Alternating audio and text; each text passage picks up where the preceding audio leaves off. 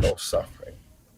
My great grandfather was the sheriff of Greenville County who raped my great grandmother. And of that relationship, my grandmother, who was stolen from the plantation by my grandfather. And then my father came out of that relationship. I know suffering. I was born to a teenage mother who was born to a teenage mother. July 17, 1960, I went to jail in Greenville, South Carolina, trying to use a library. July 17, 1984, I was speaking for the Democratic Convention in San Francisco without the aid of government sponsorship. Is it enough to have paved the way for another black person to be president someday who won't be you? Would you be satisfied with that? Oh, I would be. At 50, I need not be because I'm young enough to do it myself. But whenever I see these barriers knocked down, in part because of our work, it's always gratifying. Last time at the height of the Persian Gulf War, and Colin Powell had immense visibility in the country, and some would say, we want Colin Powell, we want Bill Gray, who's chair of the Budget Committee at that time, number 3 from Speaker of the House in the Congress. We want Doug Wilder. Well, I knew 8 years ago before I ran, even dropping names of blacks as a frame of reference would not have been done. So there is a renewed consciousness. You just turned 50 about a week ago. I mean, you've talked about living every day, a day at a time because of threats of violence and whatever. But I wonder if 50 means anything to you. Well, that part has not dawned upon me yet. I am. You're denying it? And oh my God, I'm affirming it. I never thought I would make 50. So many people with whom I worked, frontline people, I have preached their funerals, attended them. And whether it was Dr. King and Malcolm, who only made it to 38, Medgar Evers, who didn't make it that far, a generation of fighters, Fred Hampton and others of them, I feel blessed to have had the longevity in the struggle. Something within me tells me that the change we seek needs to take place. Something without tells me that it can take place, and that I'm inspired not only by my background of suffering and struggle, but by hope. Talking about politics. Way to make money online that nobody's talking about politics coming from a view of the streets. You know what I'm saying, dog? We're not coming from professional view. We're not lawyers. None of that shit that's on TV. You know what I'm saying? We come straight from the hood. The hood view. You know? Representation of black people, period, on the bench. Because we don't know who Clarence Thomas is representing. He's sitting on a Supreme Court, sitting on a bench, smelling like cocoa butter. Surprise, surprise. Hood view politics. Kaboom! Look who stepped up in the room. You know? Like, going on with you, man? Hey, what's going on with you, man? You know, Friday night, we got to make some Friday night fire up in here. You dig? Yeah, now? See how we start with that Jesse joint.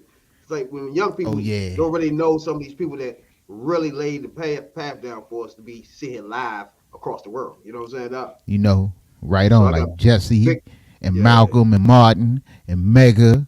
A lot of M's up in there, you know what I'm saying? And but you know, can't forget about Al Sharpton and those that, you know, that laid the foundation and paved the way, you know, for us to be able to do what we do and come to you on a Friday night, and as I usually say, talk more shit in the toilet. Yeah, no. Yeah. Detailed. Well, first of all, I was noticing that Vince McMahon, first of all, I knew he had the problems, right? But I didn't know he was going to sell it this quick, right? He got that thing out the way, bro. Oh, yeah. Because, hey, man, we know, wrestlers play a character, but, you know, there's a lot of truth in them characters they play, you know. Vince been a freak talking for years, talking about his grapefruits and his genetic jackhammer and all this old other shit he was talking. And, you know, he been we know he been on them female wrestlers and them females behind the scene. You know, it was just his turn to get caught up. Man, we talking about You he know? paid her all. So, Oh yeah, me personally, at his age, for us to never hear anything out of all this time, all these years, we know one day he had some girls somewhere. He was fucking some bitch somewhere. You know what I'm saying? yeah. Hey, because we know one thing. Well, Vince ruled the WWE with an iron fist. You know, somebody don't nothing get out. Don't nothing get out unless he want it out. You know what I'm saying? And if it get out, you know, somebody gonna pay the consequences. Exactly. So, you know, it probably was somebody Vince had issues with Vince and to say, fuck it, I'm gonna drop this bombshell out there. Vince been paying these hoes off for years. And, Exactly. And Now, but, you know, everybody don't know what's going on. 76-year-old pro wrestling icon. icon. And he can say icon too, though. You know what I'm saying? Even though He's an icon. The owner and promoter, he's still an icon of this shit too. He's an icon. Hey, I mean, things. Look, if it wasn't for Vince after he took over from his father, and what Vince did with Hulk Hogan, and eventually he did with, well, if it wasn't for what Vince did with Hogan, Vince wouldn't been able to do what he did with Austin and The Rock. Oh yeah, because WWF was almost done. WWF. Right. Hogan brought that thing, had that thing still. Yeah, living. when Vince took that belt off of Backlund and put it on Hogan, and the rest is history. Even though that was it saved WWF for real. Oh yeah.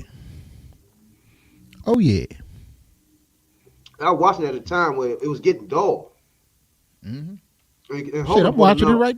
I got it on in the background right now. He brought a little flavor to the joint. Yeah, you know, Hogan. You know, them years. You know, Hogan. He just became a household name, and you know, ahead of his time. Most people don't give yeah. credit for being so far ahead of his time. Not only that, being good at the whole package of being a wrestler. You see what I'm saying? Well, Everything. I'm not gonna go that far and say he was ahead of his time, because he took his swag from superstar Billy Graham, who was ahead of his time. Just like Flair took his swag. Just like Flair took his swag from Nature Boy Buddy Rogers, who was ahead of his time. You know, they was just in the right, but they was just in the right time. I'm gonna give you an example. Hulk Hogan, he got with Macho Man and formed the group. You see what I'm saying? Had his time with that. That grown was a mega, I think it was mega something with those two. That was vicious. NWO. See, shit like that? Come on, man. Ain't nobody but him breaking up. Huh? Yeah, you going in and out. You get me? Yeah. Yeah, you back. good, man. I don't know what they. All right. Yeah, but you were saying something about the Macho Man. Yeah, with him and Hogan got together with that. That was the mega something. Them two. Mega Powers. Mega Powers, and that was big. People but wasn't good together like that. That was Hogan just a knockoff. But that was just a knockoff for Dusty and Nikita. The superpowers. The Mega Powers. People don't even know the superpowers. That was after Dusty. That was after Dusty and Nikita became the superpowers. Then right. Vince hit him back with the Mega Powers. You give me who did the NWO? Hulk Hogan before his time. Come on, I was a NWA Four Horsemen fan. No. Well, he was so far ahead of his time with the NWO. It was ridiculous. He brought the streets to the NWO. Huh? I mean, to wrestling. He brought the hood, the streets to wrestling. You understand that? The way Hulk Hogan, the way he did who? Hulk Hogan. The way he did NWO is the knockoff of NWA. For Life, Sweet, all that shit from NWA, man. Spray paint on the back, that's from NWA. Because really, the brains behind, but you gotta understand, the brains behind the NWA was Nash. What? It was Nash was the brains behind the NWO. It was Nash and Bischoff. You sure? It was Nash and Bischoff, and Scott Hall was the brains behind the NWO. It was they the ones that started that because it was Bischoff who convinced Hogan to turn heel. I know it was Hogan. If it's out, you take Hogan out, it's no NWO. There's no way you can form an NWO without Hogan, bro. Ain't no way at all. Because the storyline was Hogan was changing. Come on, man. You talk about my thing now. I'm one of the biggest. I'm one of the biggest pro wrestling marks there is. All right, what was the storyline then of the NWO? What was the whole point? Hey, you breaking up? Huh?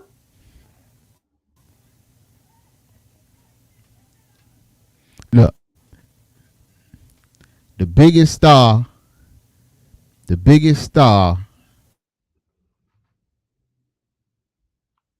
can't hear you. All right, go ahead. You muted my mic. Go ahead.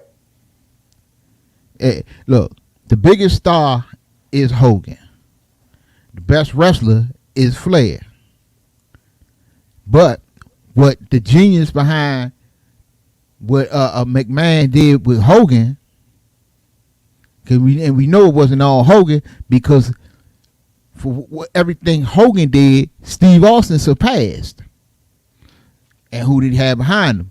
Vince McMahon. So we know, hey, got to get a devil his due. Vince McMahon is the man. You talking about a wrestler that carried two federations. He carried WWF and he carried the other joint over there. He carried those two. They wouldn't exist. WCW was done without him.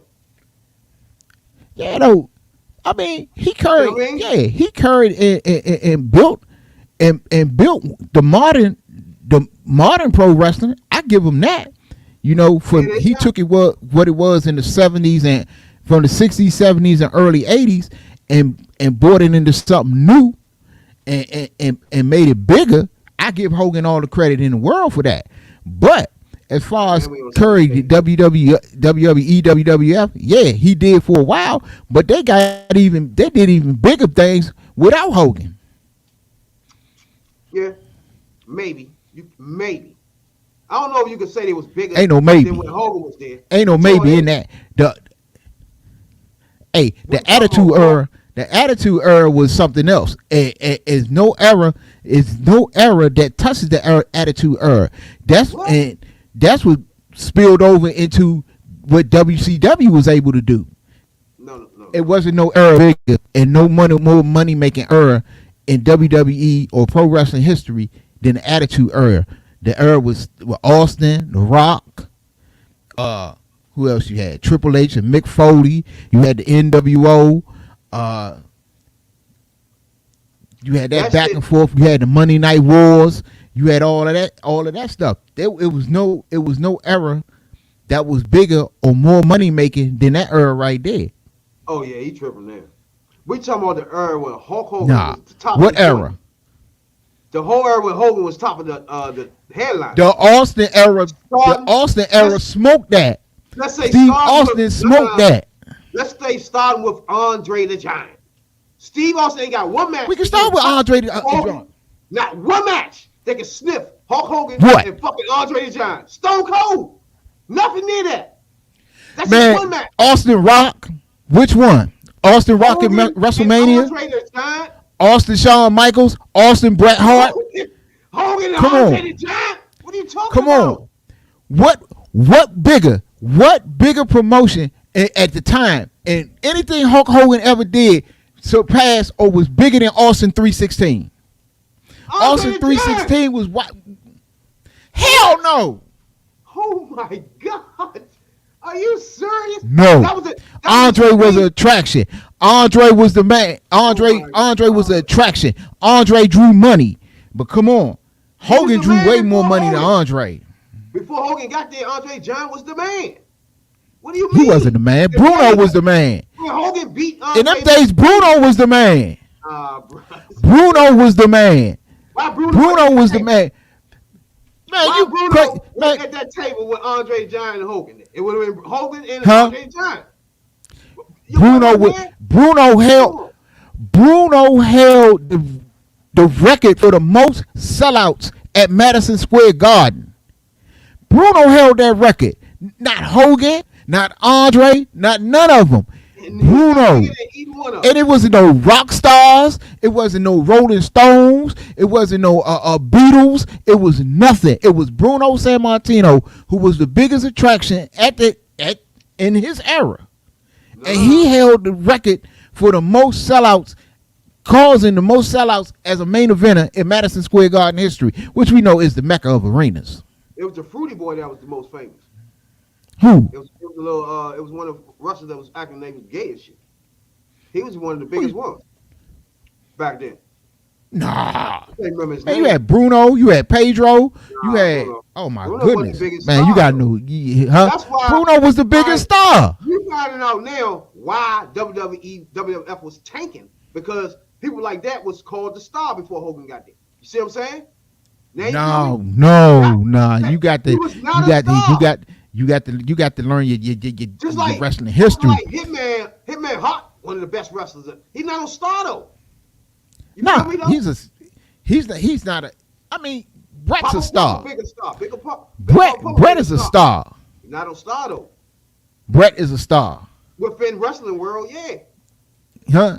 But you talking about people that transcended wrestling? you're a star. Yeah. Okay, but it ain't but a few that transcended wrestling. Hogan, Roddy Piper. Right. Yeah, you put Andre in there. Andre, Them The stars, Rock, Stars. Steve Austin, Star. Ric Flair. Star. Right, those hey, the stars. ones that's bigger, the ones that Bruno. became bigger than the sport, Bruno said bigger than the sport. Now you get it. He can win all he want. He's not gonna be. He's never a star. Hey, you don't sell out. You don't sell out Madison Square Gardens for years and years and years, and that's back when they wrestled and they had territories and they wrestled in an arena every month, and he had the record. So you can't tell me that man wasn't no star. It might have been in the confines of wrestling, but that man, hey, you don't sell out that in building. wrestling, in wrestling, Yeah. But Just you like, don't sell out that building unless you got a name. Just Not like Dan that building. Malenko is a star within wrestling, but nobody knows who that fuck that is. Now you see what I'm saying? That's not he's not a star. I But mean, man, you know that nigga was vicious. yeah, I mean he known the wrestling fans, but it's very few. It's you can name all the wrestlers All right, I'm gonna go to the 85 that's bigger. era. That the which one? The 85 era, where we had Mr. The T. 85 era. Yeah, you gonna tell me this is your era was bigger than this? You had Mr. T, where you had the Rocky movie, you had Junkyard Dog, Miss Elizabeth, Macho Man, Jimmy Snooker. Come on, bro. And Hogan was a star of only Jesse Ventura, Jimmy Hart and his crew, Iron Sheik. Nah, come on, bro. This was the Tony Atlas, Tito The Rock. Santana. That's The all Rock. name, though. Stone Cold, Ricky Steamboat. Triple H, Well, I'm giving you a bigger picture of wrestling. Ric Flair, and Ric Flair was in both eras. King Kong Bundy. Listen to what I'm telling you, bro. Roddy Piper These was in people was both huge. eras, and these people was huge. Who? George. You gonna tell me- Steele? Oh This my is God. this is the Hogan era, bruh. Come on now. Oh, come on. Blackjack Mulligan. What? Big John Studd? Oh no. What? Come on, bruh. Come Man. on. Sergeant Attitude Slaughter. era. The Attitude era was a bigger era, and it made more money. Oh my. It was a different time. Austin was the biggest. Stone Cold Steve Austin is the biggest money maker in WWE history. You can check them facts. I can't do the money. And you can part check them, because and you can check them facts. Money, you can't do money because money changed with time. So that's gonna be they're getting the same amount of money they're getting in the 70s, but it's just time change. It's different. Look, It's more than it's all the same. look, Money ain't the thing. look. You The can't biggest say money maker. I'm trying to think of somebody else. Too. But money. George Look, Animal the still amount of bigger money you star make. than- man, Georgia Animal still is not a top-notch money maker. Yeah, Stop. but who do you put him in there with? You put him in there with Elizabeth. Georgia Animal still makes money. Elizabeth. Who you put him in the ring with? Elizabeth. The money makers are the one. The money makers are the ones who they put the belt on. You know who making the money. The ones who put the belt on. The ones that put asses in seats. That's true. That's who they put the belt on. That don't make the whole totality of the roster better than the 80s. Come on. Or when Hogan was overseeing this thing. Man, Hogan wasn't overseeing shit because the WWE got bigger without Hogan. No, It's Vince McMahon. It's Vincent Kennedy McMahon. You think WWE? First of all, they wouldn't have made this WWE without Hogan. Huh? At all. I agree. All right, I agree.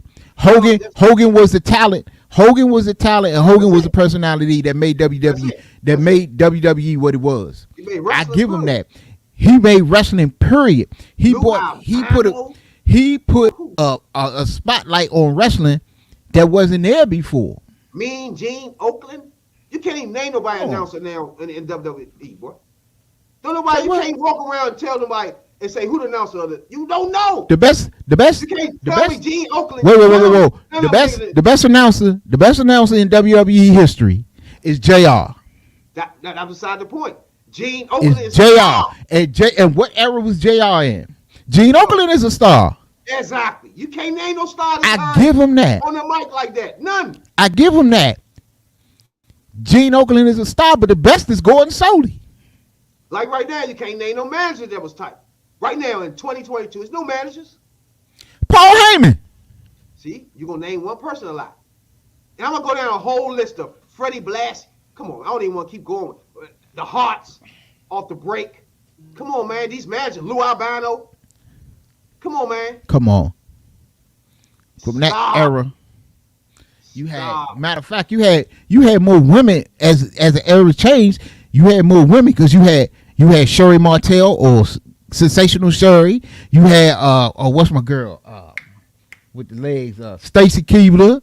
You had. Let me see.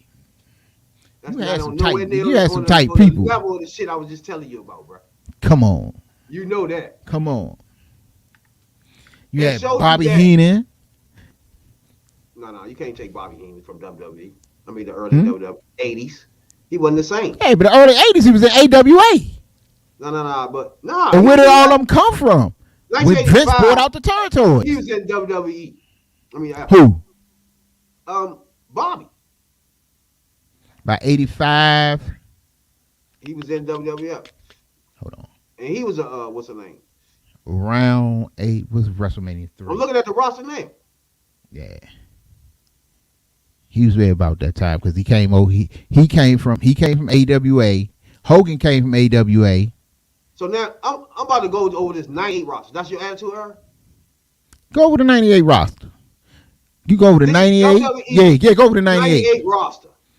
Look at this. Now I heard all the names I just named for 85, right? Now I'm about to go ahead. The Big Boss Man. Barry Windham. That's a star. Wait, what? Christian, Edge. You remember all the names I just named? Come on, Christian, Edge, the Hardys, the Dudleys. Mr. T bigger than everybody you just named. But Mr. T's not a wrestler. He wrestled he was on the roster. Okay, then you could count Dennis Rodman then. I don't care. He ain't better than the motherfucker. You count Dennis Rodman and Karl Malone.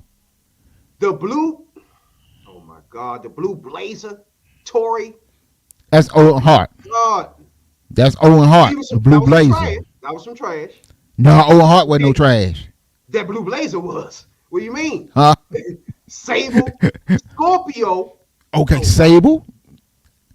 Now with no big scope. She wasn't bigger than Elizabeth. Nobody. Yeah, Rick Ross talking. Come on, you had Sable. Matter of fact, you had Sable. You had Lita. I'm naming Gilbert. Come on. What the fuck? Right. You named a damn good roster and a roster that made good money. What? That roster compared to the roster I just leveled off to you? You can't tell me that compared. You know that. that 85 just ran off to you was crazy. That's because you went to what you trying to do is get to the bottom of the barrel. Dog, the big dog. What? With the chain on his neck? Yeah, but Junkyard Dog, nigga. come on, Junkyard. Okay, I'm naming people now. but these dudes, okay, these dudes got well-known names, but these wasn't dudes that they put the belts on that carried the company. They was names. Don't matter. It do matter because you got that now. You can compare them to some of the people now. You can who's better, the Junkyard Dog as a wrestler, the Junkyard Dog or Ron Simmons? Junkyard Dog. Hell no. What? Junkyard ain't got but 2 moves. That's in the WWF. But you see him in territories. And everywhere else he been. Territories? What do you mean? Bro, I'm a wrestling buff. Junkyard, I'm past the wrestling buff. Hogan. See his If you watch a Hogan match, you watch one Hogan match, you done seen them all. You watch one Flair match, you done seen them all. Because you see the same moves. You see the same moves in every match. That's cool. This will make money. This what people come to see.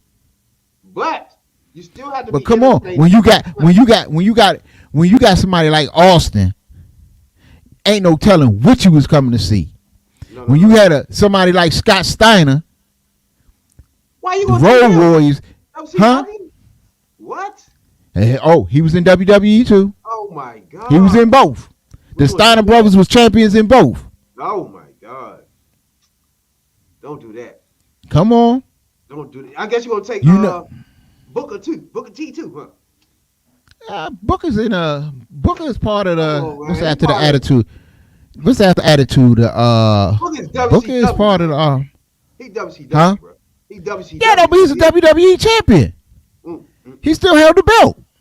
That roster's still some trash. Hmm? The roster overall has just been trash since the 80s. Which one?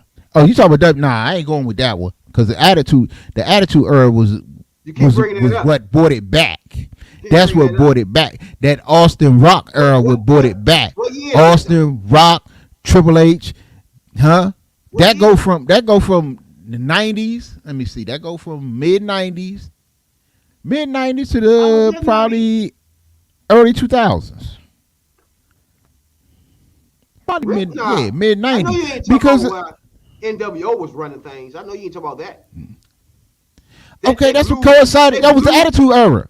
They blew WWE out. 82 weeks straight. Bro. 82 weeks straight. Dog day ass. 82 weeks straight. That was when Vince was on trial. That proves my But you point, see what happened. But you see what happened when Vince got off trial and got focused. When he beat them charges and got focused. Right. He ended up buying WCW. Your 94 roster don't look any better, bro. What? Coco Beware. That's my man, though. But he was older. He fat as a man. Man, Coco was a star. It's 90. Oh, my God. Coco was a star. Look, if we go with Bushwhackers was there. Bret Hart was there. Diesel. He was Diesel at the time. Chris Canyon was there. Crush. Yep. Boy, this roster is some slop, bro. Johnny Polo. I know you remember him. Yeah, I remember Johnny Polo. I know you remember Just Incredible. Just Incredible. Oh, my God. Hey, man. This the roster. This the roster. Virgil. This your roster, man. The Undertaker. What? Damn. Oh, yeah, I forgot. He's banned. The Clown. Hey, man, people love Doink. Boy, Black Phantom. Who the hell is the Black Phantom? I don't know. DX. Adam Bomb. Oh, my God. Really, bro? Adam Bomb was tight. Harvey I don't Whippleman. even know what WCW roster looked like. I'm about to look at it right now. I bet you, dog. Back then? Easy. WCW at that time, it should be easy. Luger. Should be Sting, Luger, Flair. Arn Anderson. Oh, my God. The first row. Steiners, Road Warriors. Arn Anderson. My man. Bobby Heenan, of course. Booker T. Yeah. Brian Knobbs. Dustin Rhodes. Nasty Boys. Diamond Dallas Page. Oh, yeah. DDP. Cactus Jack. Yeah, Mick Jim Foley. Duggan. Yeah, Jesse Ventura talking with Mike Tenay. Come on, man. That right there was Jesse better. and Mike Tenay. Yeah. Mike Tenay was nice too. I remember Jesse and Tony Schiavone. I don't remember Jesse and Mike Tenay. You know, Mike Tenay was always at the table. He's like a third one alive. I remember he was at the table, but I don't remember Jesse being. I remember Jesse being there with Tony Schiavone. This was WCW. Yeah. Nah, this was he started off this was with, 90s. I forgot his name. The little chubby little white boy. Schiavone. Tony Schiavone. Yeah. Yeah, I remember Jesse, but I don't remember Tenay. I don't know. Theodore Long was there. Teddy Long. You had Teddy Long, Ron Simmons, and Bush Reed. Rick Rude, nasty. Yeah. Rick Rude. Like that too. Yeah. That's when you should have had Paul Stunning Steve Orndorff, Austin. Orndorff. That's when Orndorff was teaming with what's that bum? Paul Roma. Yeah. Pretty wonderful. The roster right there just had better wrestlers. You see what I'm saying? Yeah, but WCW always had better wrestling, period. What? Vince knew how to put on a show. Okay, the show part, yeah. But the show Wrestling, part, Vince got you. WCW Vince got you. had That's better what. wrestling. Yeah, but as far as a better wrestling product, it's always been the NWA and WCW. Because you could go there and get a shit. It was one time when Ric Flair and Barry Windham was going 90 minutes, wrestling 90-minute draws every night. So wrestling was WCW. You wasn't getting that because the longest a Hulk Hogan match might if you got to 20 minutes, shit, that was doing something. Yeah. You get about 12, 15 minutes. That's why WCW always smoked them in with the wrestling product. I was always a WCW fan, and then me too. I was a TNA fan after that. So I just like I like the wrestling. When I discovered who did I discover? I used to love WWF, but then I discovered what was it? Georgia Championship Wrestling on Saturday mornings. And that's when I first seen Road Warriors, Dusty Rhodes, Ted DiBiase, Tommy Rich. And that's when I first saw Jake. Well, Jake got the WWF. Jake and Ronnie Garvin was going for it. That's when I said, fuck WWF. I never really and I seen people like WCW because I was watching like Ric Flair and everybody that was there. Lex Luger and everybody was there. I fuck with them. Right. Then the Crockett's bought out what? Vince bought Mid South, but Crockett's bought Mid Atlantic, UWF, and some other shit. The day that they gave that thing up, I was watching TNA all the way up to that last day and shit. And I didn't know what was going on. I just seen these clowns walk on the stage. Hey, like, that because Hogan and Bischoff fucked that up. Yeah. That's who fucked that up. At it and know it all this time I've been watching this just because just give me what I want, right? And I looked at seeing this clown walking up there, I'm like, oh fuck. They about to fuck this up. Hogan and Bischoff fucked that up. I think a month later, next thing you know, they got rid of that joint and everybody was running over there, Booker T over there and all types of shit. I'm like, oh fuck. Right. When they should have it was like when they got Kurt Angle, that was cool. When they got Booker, that was cool. It's a couple of them, but when they just start going overboard, they try to put the motherfucking NWO back together. Come on, everybody keep trying to put the NWO back together. Over the top, yeah. Leave the NWO in WCW. Yeah. That's just that up, yeah. Right. That's just like trying to keep putting DX back together. Yeah. That's true. That's true. See, some shit you got to leave alone. Vince went the route of entertainment while the other wrestling promotions went wrestling. You see what I'm saying? Wrestling. Yeah, so Vince made more money. That's what I think Vince kind of fucked up at, because up until when Vince got in trouble with that steroid shit and Hogan turned on him and all that old other shit, but wrestling always had an aura to it. is it real? Is it fake? Nobody really, unless you was on the inside, you really didn't know until Vince got on trial, and to save his ass, he pulled the curtain back and told everybody what really went on. And that's when he ended up coming up with this sports entertainment shit. Exactly. But I wasn't feeling that, because you should have always, you should have always kept that curtain closed and not expose the business for what it was, And I think Vince was wrong for that, because it took wrestling in another era. To me, that's exactly. That right there changed wrestling for a long period of time, bro. Right. It kind of. And it didn't start to come back. It didn't come back until to that era with Austin and The Rock and Undertaker, and then Hall and Nash went to WCW, forming the NWO, and that's what brought pro wrestling back. That era. Yeah, exactly. But like you said, it shifted when your man wanted to be entertainment, not wrestling. Right. Because but he was doing fine. He was doing fine with both, because what kicked off the wrestling entertainment thing was what led up to WrestleMania 1. When Main Man fell out the sky. What's his name? When he died out the sky. That y'all changed the thing. He wanted to change it from wrestling to it's an entertainment thing. Nah. Yeah.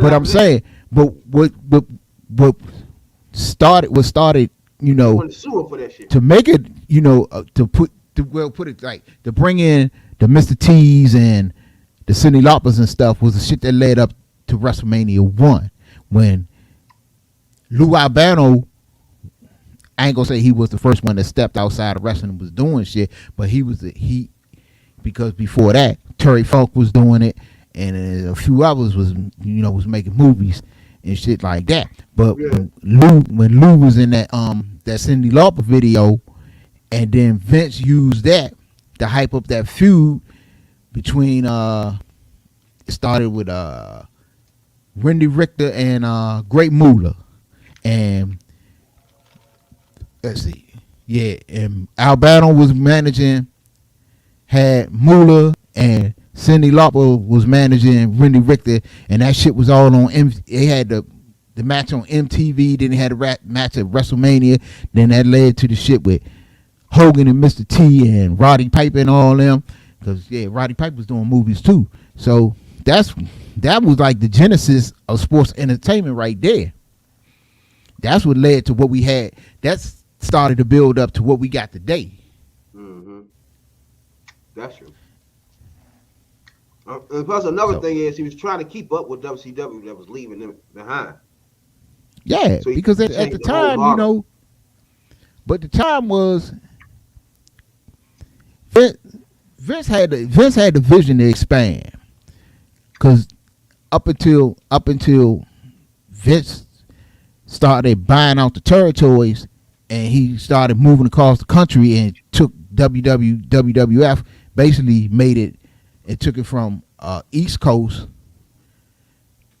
the Eastern Seaboard, where WWF territory was, which was, let me see, New York, Maryland, D.C., Philly, Pennsylvania, all up and down there. He just started buying everybody out and went nationwide, but everybody else wasn't doing it until the Crockett's came along and started buying up the territories that Vince couldn't get his hands on, like Mid-Atlantic, which had Flair. Steamboat had already left, so you had Flair, the Andersons, and Tully was doing his thing, but you had Dusty down in Florida. Dusty's one of the biggest stars ever. So then you got that Flair Dusty Rhodes thing going again. And they was digging in WWF ass. Yeah, but in the end, he became a billionaire off this shit. So Oh hell yeah, he got enough money to spread out to these hoes. he got enough. It's for girls to say, Vince McMahon put into their contracts that they couldn't speak about their relationships. Them damn NDAs. Exactly. So Let me tell you something. at 76 years old, he had them sign those things. Let me tell you something. Whoever came up with the idea or thought of an NDA is a damn genius. Because he done kept a lot of shit from coming out. And $12 million hush money, boy.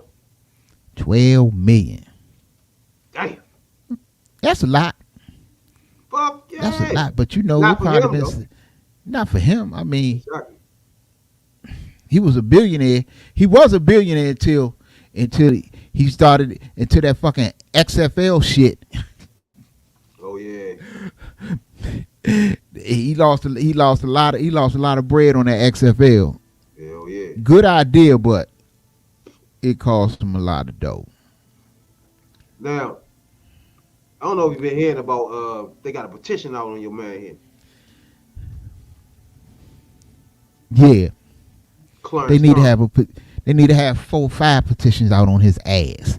They need to have a petition on him, a petition on her, because them two is this. Yeah, I ain't never seen nothing like it. It's a petition circulating with him about him and shit. But they got 1 million and something motherfucking signatures though. God damn, where's this thing at so I can sign it, first of all? Right. Where the fuck is Right. that? Hey. No bullshit. I sign it and get everybody I know to sign it. Like where the I'll fuck is post that, it. bro? But That's bullshit. but man, hey, look, a million signatures is significant. But it take like 50,000. It take like 50,000 signatures just to get some action. Period. But it's So harder because 1 million signatures is kind of fuzzy because, like, anytime you lose a motherfucking election, you can get 1 million signatures for the opposite thing. You know what I'm saying? So if you get Democrat, Republican, which most Republicans gonna love him because he Right. backing everything they like. So you can find 1 million Democrats that can't stand him. But Is that the problem with that is Democrats. that you know that Supreme Court that's a lifetime appointment, and you got to have some. I mean, I guess it's out there, but you got to have something concrete on this clown to get him out of there. But that conflict of interest thing between him and his wife, man, that is something that really need to get the ball rolling, because you cannot rule and judge cases with your wife is involved. You have a bias off the break. That's not good. They let him do it though. I don't get it. And they let this fool do it. That's not good. And come on, you got to say something about that. Somebody got to say something about it. I don't get it because you can imagine if that was a Democrat in office, and I mean as a judge, right? Let's say the Democrat is a judge, Mm-hmm. and he actually had a wife in MoveOn.org or something, or what's another thing? What they be called? What's that thing they be talking about? Antifa? Is that what the fuck that is? Antifa. Oh my goodness, they had a Democrat had a wife had a significant other in Antifa. Oh shit! They have All a hell, heart attack, bro. all hell will break loose. All hell would break loose. So I don't know why they let it last this long. That's the only thing be throwing me off and shit. They shouldn't let it last this long. Right. That's because I don't know. Somebody got to step up and say something about this asshole. It just ain't so much you can do. That's why when you tell people voting is important, they gotta really understand that because some of this shit is irreversible. No, Like, Right. once you put the Supreme Court in there, that's fucking it. Yeah, that's lifetime. Until he wake up and say, I don't want to do this no more. That's it. And up until then, you fucking stuck. That's why when you hear politicians say the Supreme Court is at stake, you hear that a lot from more Democrats, really. But you hear them saying that the Supreme Court is at stake now. 2 people are coming up. When they saying that, you're not paying no attention. You know what I'm saying? But now you see why they constantly say that. Because once you put a person there, that's the fucking it. You can scream and holler all you want. That's because,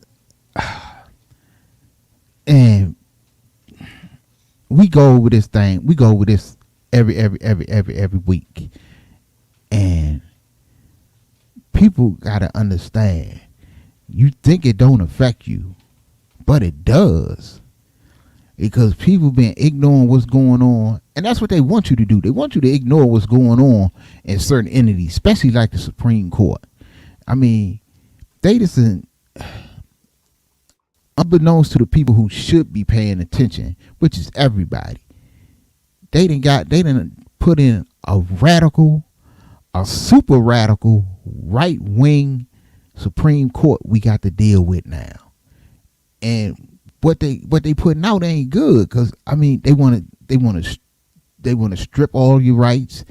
They want to take what people done fought, bled, and died for, and they just want to just take it off the break, and without no thought of the chaos it's going to cause. It's like we show Jesse Jackson in the beginning of this motherfucker. Like it's a trail of people start like him, and then he named people before him. It's like a relay race as black people. We gotta continue and shit. Right. And I can't stand the black people that don't want to grab that baton or get in the fucking way when another nigga trying to grab the fucking baton. Get out the fucking way. Then. Right. You know? And that's kind of like pushing up on what I really wanted to talk about, and that was our special guest that we had Tuesday night. That was good shit. That was some good, for those of y'all who haven't seen it, y'all need to see it. Y'all need to tune in. Y'all need to go to the Hood View Politics YouTube channel and check that out. Because it is brothers like that who we need to get in the office that put some balance on and some pushback against some of this stupid shit that's going on out here right now. True. I'm glad you said that, because Dr. Fogg is running for District 4 in Maryland. So if anybody out there want to donate or even check out his campaign on the website, you know what I'm saying? biggestwithbadges.com. But his platform right here is basically a platform that most families can agree with. You know what I'm saying? Ban assault weapons. Now, I know most people have a problem with that, right? I can't wait till we get a person on here that has assault weapons, that had like guns or want to debate that gun issue a lot. So I would love to know the reason for the assault. Why is that a pushback? So that's something I would want to know.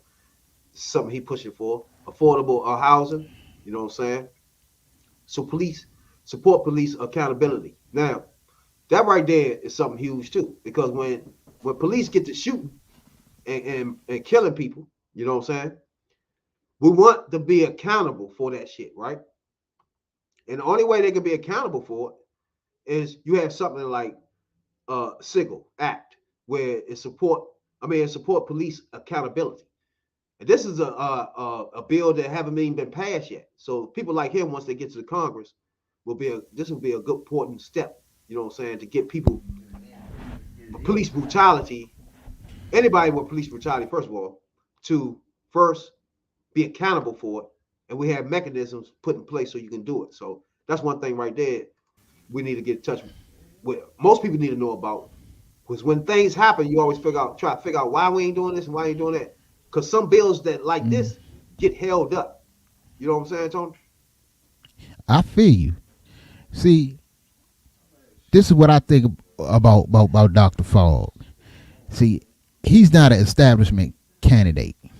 Now the person he's running with, Glenn Ivey, that's an establishment candidate. True. He is what the establishment want in there. They don't want to do like Dr. Fogg.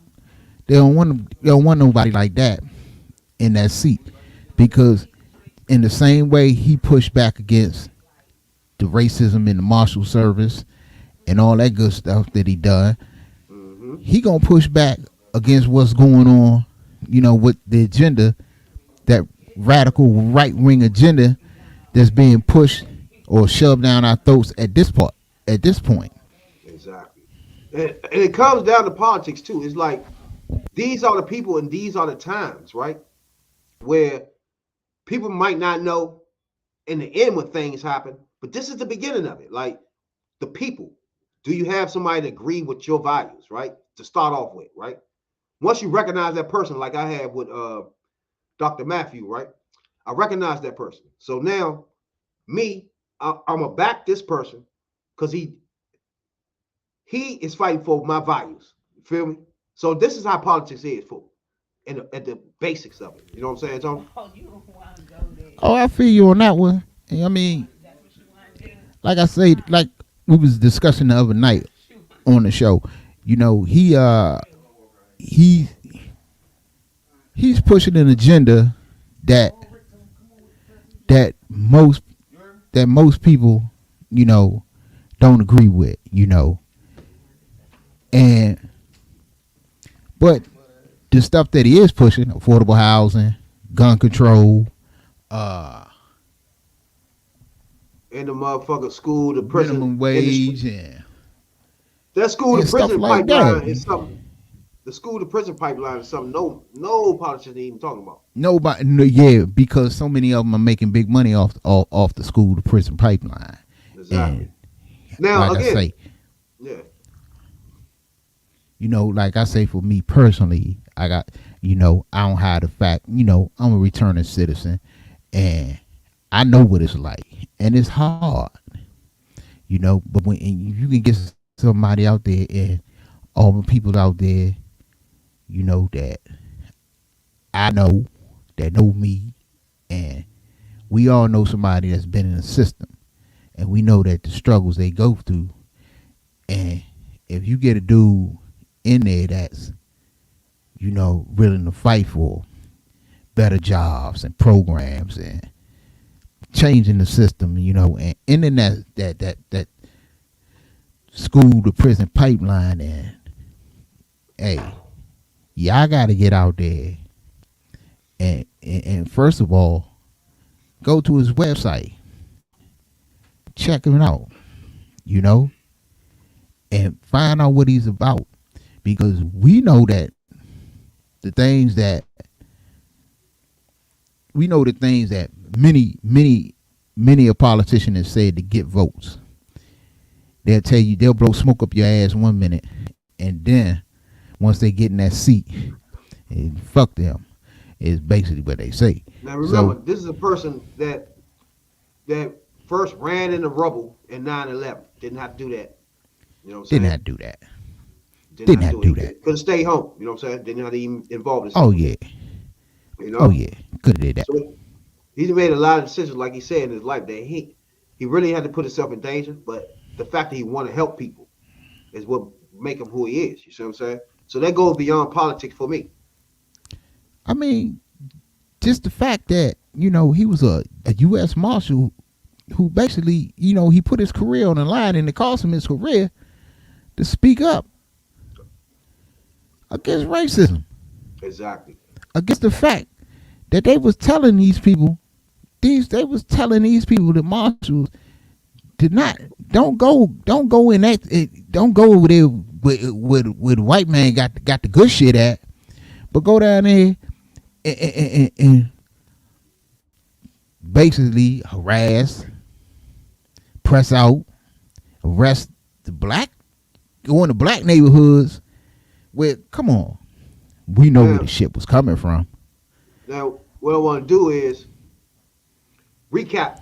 See, if anybody don't know, we got to pop one up on Facebook group. Check it out if you get a chance. We're gonna have it on YouTube soon, so everybody can check it out. But right now, the first we did the first part of the interview that's out. So what we're gonna do is some of the place so you can get a feel for who it is. We're gonna recap it as we listen to it. You know what I'm saying, Doc? Yeah. Now, this is the beginning of the interview. Blue and red lights all over the place, man. The police line, everybody looked over and said, Batman. So later when me and him, we going down to the station, he was sitting in the car and he was just laughing. He said, Marshall, I got to give it to you, man. He said, it looked like you was wearing a cape when you came up. He said, and so after that, man, I picked up the title, and when I left the task force, they gave me this big old plaque with Batman on it. Said, we're going to miss you, man. You know, but you know me, I decided, that's why in my book I'm writing Bigots with Badges, The Road to Damascus. That's for sure. You know the story of Paul in the Bible. He had an epiphany, he had a change of life. His job was marshal for the Roman Empire. Hey, stop right there for a minute. Oh, you did? Yeah. See, right there, that was the beginning of the interview, right? Where he was explaining how he got the name Batman, you know what I'm saying? So anybody want to know how he got the name Batman, check out the interview, you know what I'm saying? But it was another incident where he risked himself again, you know what I'm saying? And the ironic thing is, so many people that you're not expecting to like him after he do this, like he lock people up and stuff like that. These people still like him after those things. It's the craziest shit.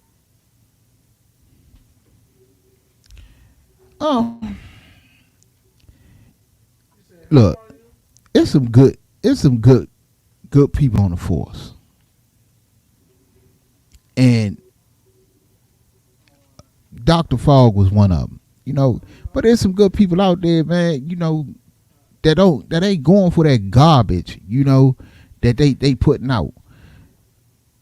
And we got a chance here. Like you say, he wrote to put one in office. Biggest with badges, road to Damascus. Yeah. we got a chance here to help this brother out. So, you know, let's play a little bit more. And after that. Well, I was in New York. I went up with my fiance. We went up there to visit her family, and that morning it's God's purpose for me to be there, because that morning, that night we got there, and then that morning the planes was hitting the building, and I was gonna meet with some other marshal friends of mine who were all, we were protesting the system and all that. We were gonna meet with whistleblowers. And we're going to meet at a coffee shop in the base of the World Trade Center. But we called it off because everybody couldn't meet down there at the time. We couldn't meet. Had no idea, man, that plane was going to be hitting that building an hour or two later. And next thing you know, man, it's hitting the buildings, and I'm 40 blocks up the street. The height of those buildings, it looked like you was right there, because that's how tall those buildings were. So everybody's pointing. When the first plane hit, everybody's looking at it, we pointing. They just thinking, you're thinking of somehow a plane got off track, somebody, the navigation, whatever, and ran into the building. Yeah, that's what I thought too. Right, that's what we thought. But then I went back into the hotel, and it was on CNN, and I'm watching it, and all of a sudden, plane comes around, hit the other building, boom. Then all of a sudden, everybody said, no, something's going on. This is orchestrated here. And then next thing you know, man, everything was, all of the phone lines. I'm telling you, man, if they ever get into any type of situation in this country, that cell phone, that thing is nothing, man, because you ain't going to get no calls. Nothing. That's true. It was just whack, man. I got one call from somebody from D.C., a friend of mine, who happened to be at the Capitol, and said they were evacuating the Capitol and that America was under attack.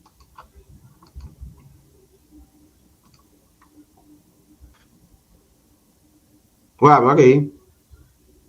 You can't hear me?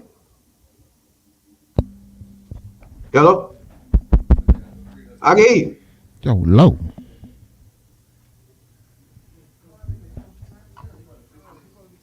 I can hear you. So from that perspective, man, it was man, it was like, what the heck do you do, man? I didn't know what to do, man. I just knew I had all of this emergency training, SWAT training, and all of that, but I was off duty. Remember, because at that time I was fighting the institution. Exactly. So, but because all of my training kicked You can hear in, me? it just happened to be an Army surplus store right in the very same block that my hotel was, right across the street. I just was kind of, man, I was in a daze. I walked through that, spent about $400, man. I bought black fatigue shirts, all kinds of flashlights and emergency gear. Because let me tell you something, when them buildings dropped, man, I saw that it was catastrophic. And I said, let me tell you something. It's a lot of people under that dirt level. I said, Matthew, you've been trained to go in and serve and protect. I said, go in and help them out. My fiance, she was upset, man. She was crying and saying, you ain't coming back. And why you getting involved? Because look at what you've been through. Look at, they left you on a stakeout. They killed all the things you've been through. Why would you get involved in that? And I told her, I said, and when I left her, she was sitting on the side of the bed. I said, listen. She said, you ain't coming back. She said, they're going to kill you. You're going to die there. But she said, look, America, you're not coming back. I said, listen, if I don't come back, I said, do me a favor. Just tell my family this is above and beyond the call of duty. And I left out the door, man. She was crying. And I started, and I went down, and the fire station that had the most fires that got killed in that was in the next block. So I walked over to the fire station and told them that I was going in down to help. They said, well, the trucks are all gone. Responded, said, guys under the rubble, they need help. I started walking because all of the Can you hear me? Streets were just jam-packed. And people were screaming and hollering. People were running away, and I was going into the danger zone, man.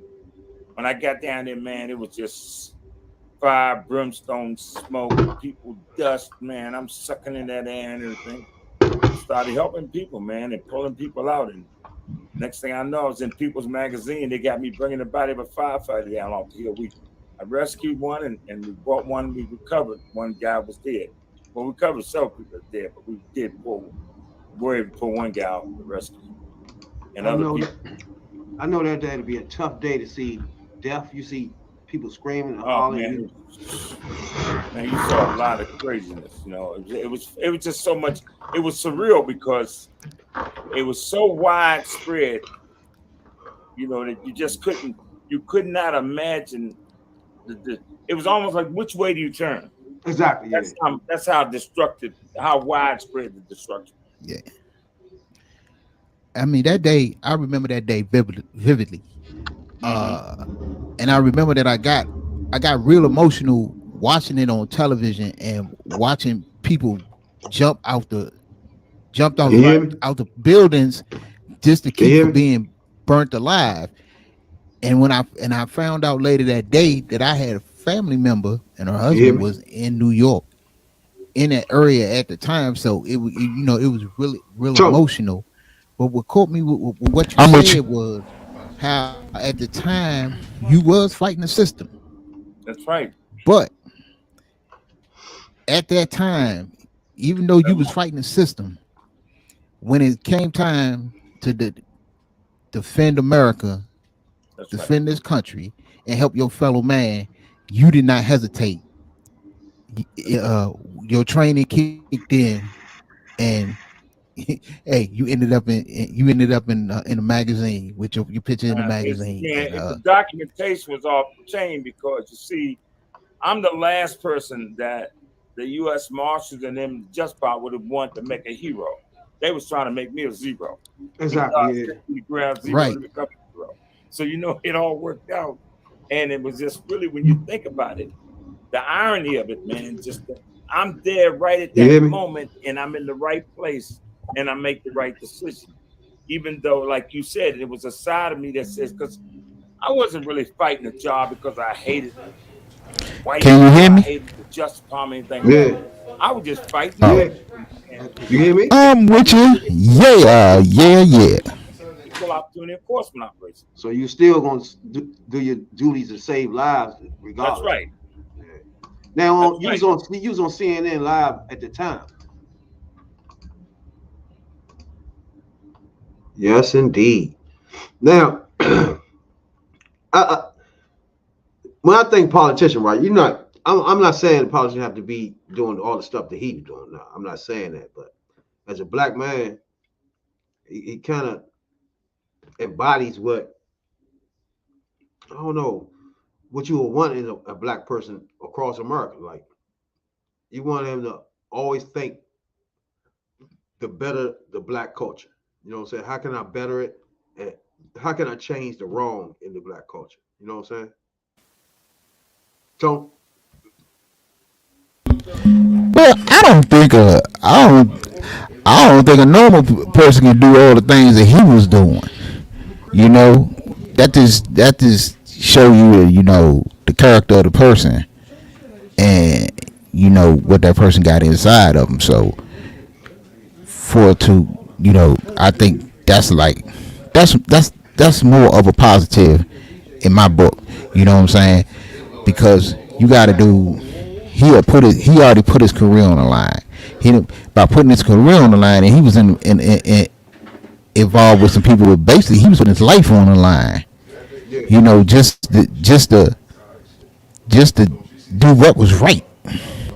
exactly. I know what you're saying. So